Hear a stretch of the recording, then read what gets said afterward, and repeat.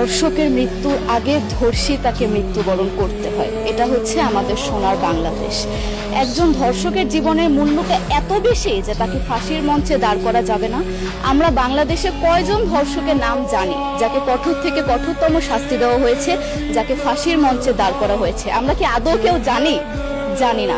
অথচ আমরা কতগুলো যারা ধর্ষিত হয়েছে তাদের নাম জানি। অনেক বড় এই লিস্ট, আসলে অনেক বড়, বলে শেষ করা যাবে না।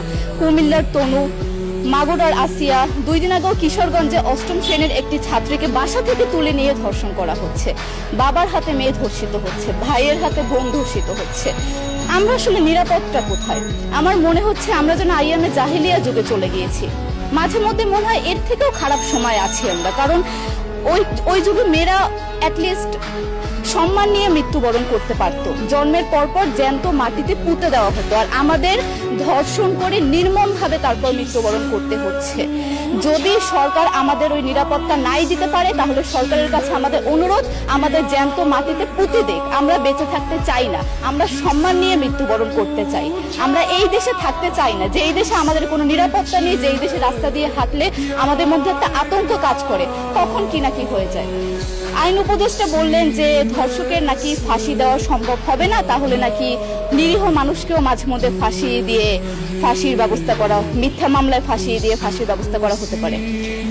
আইন উপদেষ্টার কাছে আমার প্রশ্ন, আল্লাহ না করুক আজকে যদি আপনার কাছের কেউ, আপনার বোন অথবা আপনার স্ত্রী অথবা আপনার মেয়ের সাথে যদি এরকম কোনো কিছু হতো, আপনি কি আসলে এটা বলতে পারতেন যে না, ধর্ষককে ফাঁসি দেওয়া যাবে না? কোনোদিনও পারতেন না। আপনি সবার আগে তার ফাঁসির ব্যবস্থা করতেন, সম্ভব হলে নিজের হাতে মেরে ফেলতেন। তাহলে আমাদের বেলায় কেন এত বৈষম্য? আমরা কি দোষ করেছি? আমরা কি নারী না? আমরাও তো কারো বোন, আমরাও তো কোনো বাবার সন্তান, আমাদেরও তো বেঁচে থাকার অধিকার আছে, তাই না? কিছু হলে মেয়েদের পোশাকের দোষ দেওয়া হয়। আমার কাছে প্রশ্ন, একটা 8 বছরের শিশুর মধ্যে এরকম কি থাকতে পারে যেটা একটা পুরুষকে অ্যাট্রাক্ট করবে, যেটা একটা পুরুষকে সিরিয়াস করবে?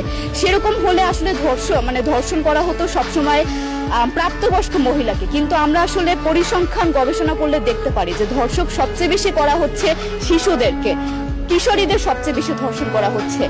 দৃষ্টিভঙ্গি পরিবর্তন করুন, চিন্তা ভাবনা পরিবর্তন করুন, ধর্ষকদের আইনের আওতায় আনুন। যদি আইন উপদেষ্টা অথবা প্রশাসন যদি ধর্ষকদের শাস্তির ব্যবস্থা না করতে পারে, আমাদের হাতে তুলে দেন, আমরা নিজেদের হাতে শাস্তি দিয়ে দিতে পারবো। এই সাহস আমাদের মধ্যে আছে। বেঁচে থাকার জন্য আমাদের যতটা কঠিন হতে হবে, আমরা কঠিন হওয়ার জন্য প্রস্তুত আছি। আমরা ফাঁসি চাই, ধর্ষকদের কঠোর থেকে কঠোরতম শাস্তি চাই। যতদিন না পর্যন্ত ফাঁসি দেওয়া হবে, যতদিন না পর্যন্ত ধর্ষকদের শাস্তির ব্যবস্থা করা হবে, আমরা আমাদের আন্দোলন অব্যাহত রাখবো। দরকার হলে আমরা শিক্ষা প্রতিষ্ঠান বন্ধ করে দিব, তবুও আমরা থামবো না। এটাই আমাদের দাবি।